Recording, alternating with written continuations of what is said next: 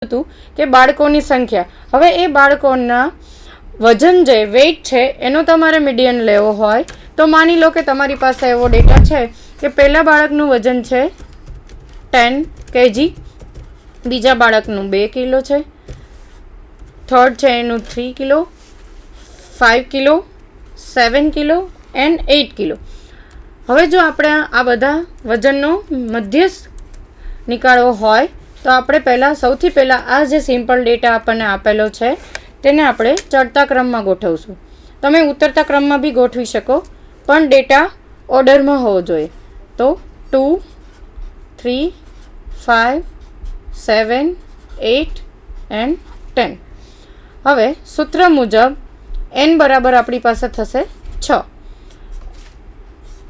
6 + 1 divide by 2th observation. So 7 by 2th observation means 3.5 observation. 3.5 નો meaning છે કે third observation plus fourth observation divide by 2.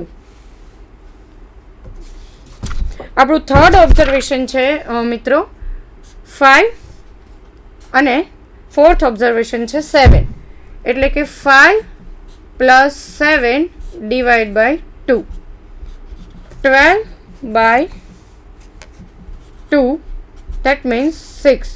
તો આપણો મધ્યસ્થ આવશે 6 kg, કે 6 કિલો વેઇટ જે છે એ આ બધા બાળકોના વજનમાં મધ્યસ્થમાં છે, જે એક્સેલના ફંક્શન થ્રુ હવે તમને અભિજીત સર સમજાવશે. ખૂબ જ સરસ ઉદાહરણ આપ્યું. પહેલાં નંબર ઓફ ચિલ્ડ્રનની સંખ્યા ફેમિલીમાં લીધી અને ત્યારબાદ અત્યારે મધ્યસ્થની જ્યારે વાત કરીએ ત્યારે આપણે એક કમ્પેરિઝન લીધું. આ સરેરાશ તો ખરી, પરંતુ આની અંદર હું ગાણિતિક ભાષામાં એમ કહી શકું કે જે બાળકોના વજન 6થી ઓછા છે એ જે મધ્યસ્થ સ્ટાન્ડર્ડ વજન આવેલું છે એના કરતાં બિલો વેટના ગણી શકાય, અને જેના વજન 6થી વધારે જે છે એના વજન જે છે એ મધ્યસ્થ કિંમત છે એનાથી વધારે ગણી શકાય. દર્શક મિત્રો, જેમ નિધિ મેમે મેન્યુઅલી મેથેમેટિકલી આપણને પેન અને પેપર દ્વારા સમજ્યું, એવી રીતે આપણે સેમ ફંક્શન એક્સેલની અંદર રેડીમેડ જોઈએ અને આમાં એક્સેલમાં કઈ રીતે ફાયદાકારક છે એ જોઈએ. જેમ કે તમે જોઈ શકો છો કે અત્યારે તમારી સ્ક્રીન પર ઓલરેડી ડેટાનું અરેન્જમેન્ટ નિધિ મેમે કરાવેલી એક્ઝામ્પલ સાથે થઈ ચૂક્યું છે. વેઇટ ઓફ ચિલ્ડ્રન્સ, પહેલાં બાળકનું વજન 10 કિલો, બીજાનું 2, 3, 5, 7 અને 8, એમને જે ડેટા લીધેલો હતો હમણાં જ આપણે નિહાળ્યો પેન ને પેજ સાથે, એ જ વસ્તુ લીધેલી છે. હવે એનું મીડિયન શોધવા માટે આપણે નીચે મીડિયન ફંક્શનનો ઉપયોગ કરશું. ઇક્વલ ટુ અને MED માત્ર એમી લખવામાં આવે તો તમે જોઈ શકો છો નીચે મીડિયન નામનું ફંક્શન મળે છે. એનો મતલબ એમ કે મીન એટલે એવરેજ, પણ મીડિયન એટલે કંઈક અલગ, જે આપણે જોશું. મીડિયન માટે આપણે ટેબ મારીશું અને મીડિયન ફંક્શન એક્ટિવેટ થશે. ત્યારબાદ આપણને કહેવામાં આવશે કે ડેટાની રેન્જ લઈ લો, અને ડેટાની રેન્જ જ્યારે આપણે સિલેક્ટ કરવામાં આવે અને એન્ટર કરી બ્રેકેટ ઓવર કરીને જ્યારે એન્ટર લગાવવામાં આવે ત્યારે તમે જોઈ શકો છો દર્શક મિત્રો કે 6 આન્સર આવે છે. આ કોમ્પ્યુટરાઇઝેશન અને મેન્યુઅલ પ્રોસેસની અંદર આન્સર બંને સમાન આવ્યો છે. પરંતુ દર્શક મિત્રો, ખાસ જે મેથેમેટિક્સની અંદર છે દર્શક મિત્રો અને પ્રોફેસર મેડમો અને સર, એ દરેક લોકોને કહી દઉં છું કે આ કોમ્પ્યુટરાઇઝેશનની અંદર તમારે ઓર્ડરિંગ કરવાની જરૂર નથી. પ્લસ તમારે ઓબ્ઝર્વેશન માટેના 5th અને 7th ઓબ્ઝર્વેશન 5th અને 6th ઓબ્ઝર્વેશન કાઢવામાં આવ્યા, એની સંખ્યા લેવામાં આવી, પછી એની સરેરાશ એટલે કે એવરેજ કરવામાં આવી. આવું કંઈ પણ વસ્તુ કરવાની જરૂર નથી. ઘણી બધી સંખ્યા જ્યારે હોય કોલમમાં ત્યારે એનું ઓર્ડરિંગ એક્સેલનું ફંક્શન પોતાની જાતે કરે છે. આનું મધ્યસ્થ એટલે કે મીડિયન જે છે પોતાની જાતે ગોતે છે. આ 6 જે છે એ એવરેજ છે જ નહીં, એ સાબિતી જોવી હોય તો આપણે એકવાર ફરીથી જોઈએ. ઇક્વલ ટુ એવરેજ ફંક્શન લેવામાં આવે અને એવરેજના અંદર જ્યારે આપણે આ વસ્તુ સિલેક્ટ કરી અને બંધ કરીને જ્યારે એન્ટર કરીએ છીએ ત્યારે તમે દર્શક મિત્રો જુઓ છો કે આ જે ડેટા જે છે ધીસ ઇઝ કોલ મીન, જે બિલોમાં 5.883 દેખાડે છે, અને ધીસ ઇઝ કોલ મીડિયન. એનો મતલબ એ થયો કે મીન અને મીડિયનના ઘણા બધા પ્રારંભિક ખ્યાલો શિક્ષકો, મેડમો અને ફેકલ્ટીઝની સાથે વિદ્યાર્થી મિત્રોના મનમાં જો થોડો ઘણો ફર્ક ના ખબર પડતી હોય તો અત્યારે અમારા બાયસેગના સંધાનના લેક્ચર દ્વારા અમે પ્રયત્ન કરી રહ્યા છીએ, જેમાં એક્સેલ દ્વારા અને મેન્યુઅલ પ્રોસેસ દ્વારા સમજાવી શકીએ કે what is the difference between mean and median. Means is called average અને median it is not average but it is beyond that. એનો મતલબ એ કે એનાથી થોડું વધારે છે, મધ્યસ્થ છે. દર્શક મિત્રો, મીન મીડિયન જોયા પછી જેમ આપણે જોઈ શકીએ છીએ કે આપણો નેક્સ્ટ ટોપિક જે છે એ મોડ છે. મીન મીડિયન બાદ મોડ. આ મીન અને મીડિયનથી કઈ રીતે અલગ પડે છે એ સમજવા માટે આપણે નિધિ મેમ પાસે ફરીથી વિનંતી કરશું કે આપણને મેન્યુઅલી મેથેમેટિકલી સમજાવે કે what is mode. Yes ma'am. ત્રીજું આવૃત્તિ વિતરણનું પ્રમાણ છે મોડ. મોડ એટલે આપણે જેને બહુલક કહીએ છીએ તે, જેને ઝેડ વડે દર્શાવવામાં આવે છે. બહુલક એટલે એવી આવૃત્તિ જે વારંવાર રિપીટ થતી હોય તે. એટલે ઝેડનું સિમ્પલ ડેટા માટેનું ફોર્મ્યુલા એવું હોય છે કે observation which repeated maximum time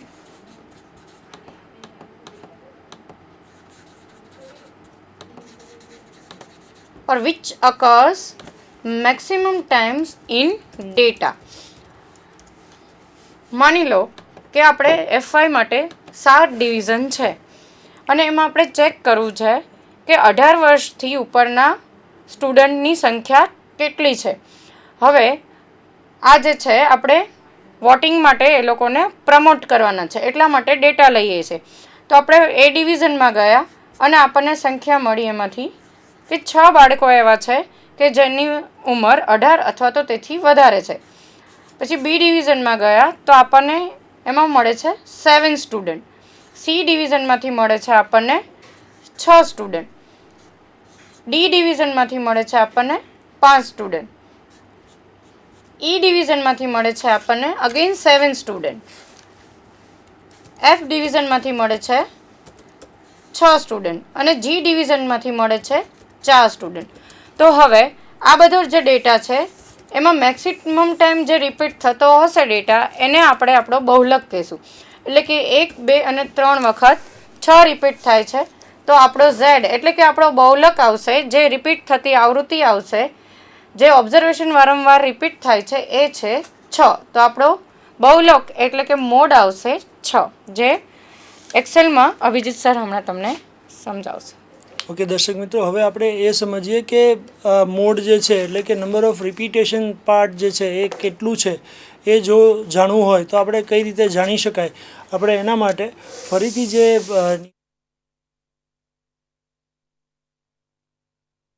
આપણી પાસે જે એક્સેલ ફંક્શન છે એ તમે જોઈ શકો છો કે તૈયાર છે. તમારી સામે જે સ્ક્રીન દેખાય છે એ સ્ક્રીનની અંદર જે નિધિ મેમે વાત કરી એ રીતે નીચે શીટનું નામ પણ આપણે ચેન્જ કરી દીધું છે. Example of mode, number of students eligible four voting as per division wise.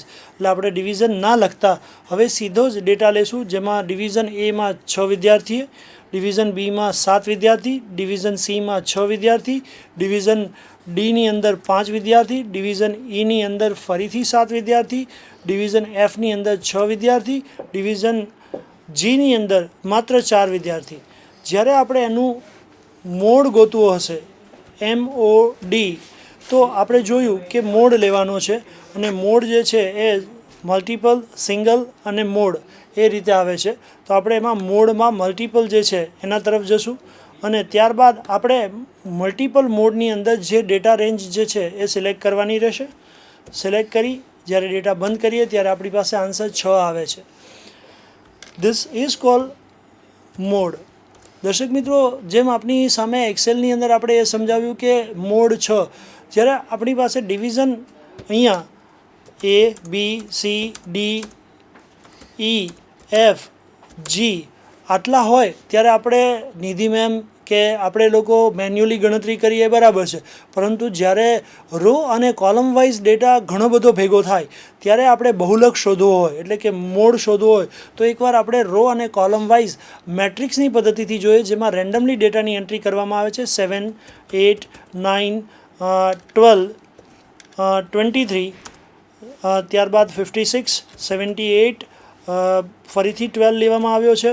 Then after 76 લેવામાં આવે છે, 90 લેવામાં આવે છે, દેન આફ્ટર અગેન 12 લેવામાં આવે છે, 45, 87, 23 અગેન અને 11 આટલો ડેટા જે આપણી પાસે મેટ્રિક્સના સ્વરૂપમાં છે. હું ખાસ કરીને કહીશ કે 3 રો અને 6 કોલમનો ડેટા એનો બહુલક શોધવો છે. ત્યારે આપણે જેટલી સંખ્યાની આવૃત્તિઓ અથવા તો સંખ્યા વધતી જશે એમ આપણને મોડ એટલે કે બહુલક શોધવામાં ઘણી જ આસાની રહેશે. સિલેક્શન પહેલાં રો વાઇઝ પછી કોલમ વાઇઝ, ત્યારબાદ આ સિલેક્શન પૂરું કરીએ અને જ્યારે એન્ટ્રી કરીએ છીએ ત્યારે તમે જોઈ શકો છો કે આ જે આપેલ સંખ્યા છે એની અંદર 12 એટલે કે 12 નામની સંખ્યા વધુમાં વધુ વાર રિપીટ થઈ છે. અને આ રિપીટ થયેલું કારણ છે 1, 2 અને 3 વખત. જો હવે અહીંયા એવું ગણવામાં આવે કે 56 એક વખત અથવા તો 23 જે છે દર્શક મિત્રો જોઈ શકો છો 2 વખત છે, અહીંયા 8ની જગ્યાએ 23 કરી દેવામાં આવે તો નીચે બહુલકની અંદર તમે જુઓ છો કે 23 આવી ગયું છે. એનો મતલબ એ થયો કે અહીંયા આ રેન્જની અંદર 23 અને 12 બંને સંખ્યાઓ 3 હોવા છતાં આપણને 23 એટલા માટે મળ્યું કે આપણે જ્યારે ડેટાનું સિલેક્શન કર્યું ત્યારે આ સિલેક્શન કરી અને આપણે કોલમ વાઇઝ આગળ વધ્યા અને આગળ વધતા આપણને જે પહેલી સંખ્યા વધુમાં વધુ રિપીટ થયેલી મળી એ મળી છે. એટલે કે 23 પણ 3 વખત છે અને 12 પણ 3 વખત છે. પણ આપણો આન્સર 23 એટલા માટે આવ્યો કે આપણને અહીંયા આ 23 જે છે એ રિપીટેશનમાં છે અને એ આપણને સિલેક્શનમાં પહેલું મળ્યું છે. તો દર્શક મિત્રો, મીન, મીડિયન, મોડ સમજી લીધા બાદ હવે આપણે લાસ્ટ ફંક્શન તરફ આગળ વધી રહ્યા છીએ અને લાસ્ટ ફંક્શન છે એ સમવોટ વેરી મચ ઇમ્પોર્ટન્ટ અને કોમ્પ્લિકેટેડ કરી શકાય. સ્ટેટિસ્ટિકલ અને મેથેમેટિકલના જે પણ પ્રોફેસર ભાઈઓ બહેનો અને વિદ્યાર્થી મિત્રો છે એને ઘણી વખત આનું નામ સાંભળેલું છે. That is called standard deviation. Standard ડેવિએશનને ગણિતમાં કયા નામે ઓળખી શકાય છે, એને કઈ રીતે કાર્યમાં લઈ શકાય છે અને એને આપણે લાઈવ એક્ઝામ્પલ દ્વારા કઈ રીતે સમજાવીએ. ત્યારબાદ આપણે એને એક્સેલમાં પણ જોશું કે સ્ટાન્ડર્ડ ડેવિએશનને આપણે એક્સેલમાં કઈ રીતે યુઝ કરી શકાય. ઘણી વખત રિસર્ચ કરતા ભાઈઓ બહેનો, એમફિલ અને પીએચડી લેવલના વિદ્યાર્થી મિત્રો પણ સ્ટાન્ડર્ડ ડેવિએશન જેવા ફંક્શનનો ઉપયોગ કરતા હોય છે. તો આપણે સ્ટાન્ડર્ડ ડેવિએશનને વ્યવસ્થિત રીતે સમજીએ. નિધિ મેમ પાસે પહેલાં મેન્યુઅલી કે મેથેમેટિકલમાં સ્ટાન્ડર્ડ ડેવિએશન શું છે, કયું સૂત્ર લાગુ પડે અને કઈ રીતે આઉટપુટ આવે છે, ત્યારબાદ આપણે એક્સેલમાં એને નિહાળીશું. તો નિધિ મેમ, આપણે સ્ટાન્ડર્ડ ડેવિએશન સમજાવશું. Thank you sir. Standard deviation measure of central tendency પછી બીજું પ્રમાણિત વિતરણ છે એ ડિસ્પર્ઝન. ડિસ્પર્ઝનમાં મેઇન જે છે એ સ્ટાન્ડર્ડ ડેવિએશન એટલે કે પ્રમાણિત વિતરણ કેવી રીતના થવું જોઈએ તમારા ડેટાનું, અને જો તમારે એનું માપ શોધવું હોય તો એના માટે એમનું ફોર્મ્યુલા કે સૂત્ર કહી શકાય એ છે સ્ટાન્ડર્ડ ડેવિએશન SD, જેને સિગ્મા વડે બી નોટ કરવામાં આવે છે, ડિનોટ કરવામાં આવે છે, અંડર રૂટ ઓફ વેરિયન્સ. અને વેરિયન્સ કેવી રીતના શોધવામાં આવે છે? સિમ્પલ ડેટા માટે વેરિયન્સ હોય છે sigma x² upon n minus sigma x upon n whole square. જ્યાં x તમારો અવલોકન છે અને n એટલે અવલોકનોની સંખ્યા છે. x² એટલે અવલોકનોનો સ્ક્વેર કરેલો છે અને પછી એનો સમ લીધેલો છે. માની લો કે કોઈ એક ડિપાર્ટમેન્ટ છે, યુનિવર્સિટી છે, એ ડિપાર્ટમેન્ટ વાઇઝ જોવે છે કે કેટલા એમના એમ્પ્લોયી PhD થયેલા છે અને એમનું એને પ્રમાણિત વિતરણ કાઢવું છે કે ભાઈ બધાનું પ્રમાણિત વિતરણ એટલે કે સ્ટાન્ડર્ડ ડેવિએશન કેટલું નીકળે છે, જેનાથી એ એમ્પાવર કરી શકે પોતાના એમ્પ્લોયીને અને વધારે ને વધારે તેઓ post graduation otherwise master degree કે ડોક્ટરેટ ડિગ્રી માટે એ લોકો એને મોટિવેટ કરી શકે. તો એ લોકો માની લો આપણી પાસે એવો ડેટા છે 5 ડિપાર્ટમેન્ટ વાઇઝ. એ લોકો એવું ગણે છે કે પહેલાં ડિપાર્ટમેન્ટમાં જેમ કે ઇકોનોમિક્સ ડિપાર્ટમેન્ટમાં કોઈ એક વ્યક્તિ PhD થયેલી છે, પછી મેથ્સ ડિપાર્ટમેન્ટમાં 2 વ્યક્તિ થયેલી છે, ફિઝિક્સમાં 3, બાયોલોજીમાં 4 અને કેમેસ્ટ્રીમાં 5. આવો ડેટા એ લોકોએ ઓલરેડી લીધેલો છે, જેને આપણે એક્સ ઓબ્ઝર્વેશન તરીકે જોઈશું.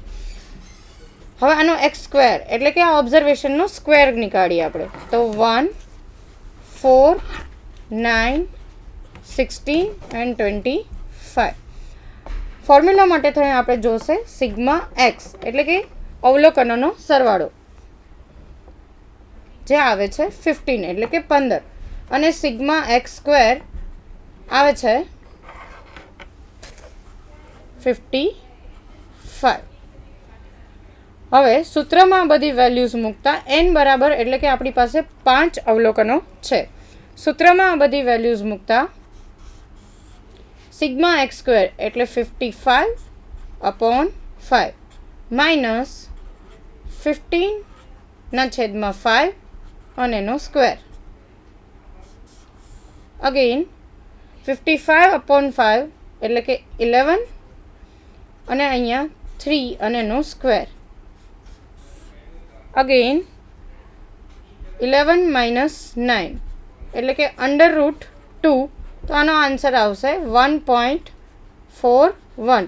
એટલે પ્રમાણિત વિતરણ પ્રમાણે જોઈએ તો સરેરાશ પીએચડી થયેલા લોકોની એમ્પ્લોયીની સંખ્યા ફેકલ્ટીની સંખ્યા 1.41 આવે છે. ભલે પછી બાયોલોજી ડિપાર્ટમેન્ટમાં 5 લોકોએ પીએચડી કરેલું હોય તો આના બેઝ ઉપર એ લોકો મોટિવેટ કરે છે પોતાના એમ્પ્લોયીઝને અને આ જ રેશિયો કાઢવામાં આવે છે જ્યારે આપણા સરકાર બેટી બચાવો અભિયાનની ચળવળ શરૂ કરે છે. કારણ કે એ રેશિયો જોવે છે કે બોય બાળકના પ્રમાણમાં આપણા ગર્લ ચાઇલ્ડની સંખ્યા બહુ ઓછી છે. એનો ડેટા અને એનું એનાલિસિસ કરવામાં આવે છે, એનું કોરિલેશન ફાઇન્ડ આઉટ કરવામાં આવે છે અને એનું વિતરણ બી જોવામાં આવે છે. અને એ પ્રમાણે ગવર્મેન્ટ પોતે પોતાના એમ્પ્લોયીઝને આ ચળવળમાં જોડે છે અને નવી એક ઝુંબેશ ચાલુ કરે છે જેમ કે બેટી બચાવો અભિયાન. હવે આ કેવી રીતના આપણે એક્સેલમાં જોઈ શકીએ એ આપણને અભિજીત સર બતાવશે. ચોક્કસ Nidhi madam, thank you very much. આપણે દર્શક મિત્રો એ વસ્તુ જોઈ કે એવરેજ શું છે અને એવરેજના આધારે આપણે એ સમજશું કે સ્ટાન્ડર્ડ ડેવિએશનને આપણે કઈ રીતે કરી શકાય. જેમ કે નિધિ મેમે બહુ સરસ રીતે આપણને સમજાવ્યું કે એક ડિપાર્ટમેન્ટ જે છે એમાં નંબર ઓફ એમ્પ્લોઈઝ રહેલા હોય છે. એમાં કોઈ એક ડિપાર્ટમેન્ટની અંદર પીએચડી થયેલા લોકોની સંખ્યા જે છે એ આપણે જોઈ અને એ સંખ્યાના આધારે એમણે એવરેજની સાપેક્ષમાં આપણને સ્ટાન્ડર્ડ ડેવિએશન લેવડાવ્યું. તો સ્ટાન્ડર્ડ ડેવિએશન અને એવરેજ બંનેની અંદર કઈ રીતે ફરક છે અને એ બંને કેટલા એકબીજાથી ભિન્ન છે એ આપણે સ્ટાન્ડર્ડ ડેવિએશનને એવરેજને એટલે કે મીનને સમજશું તો ખ્યાલ પડશે. જેમ કે તમારી શીટ જે છે એની અંદર અવલોકનો માટે હું ડેટાની એન્ટ્રી કરી રહ્યો છું જે તમે આપણે જોઈ શકો છો તમારી સ્ક્રીન પર. Number of employ, PhD, department wise. જેમ કે વાત થઈ એમ પહેલા ડિપાર્ટમેન્ટમાં એક વ્યક્તિ, બીજા ડિપાર્ટમેન્ટમાં બીજો વ્યક્તિ, ત્રીજા ડિપાર્ટમેન્ટમાં ત્રણ વ્યક્તિ, ચોથા ડિપાર્ટમેન્ટમાં ટોટલ 4 વ્યક્તિઓ અને લાસ્ટ 5મા ડિપાર્ટમેન્ટની અંદર ટોટલ 5 વ્યક્તિઓ પીએચડી છે. હવે એનું આપણે સ્ટાન્ડર્ડ ડેવિએશન લેશું. સ્ટાન્ડર્ડ ડેવિએશન માટે અહીંયા આપણે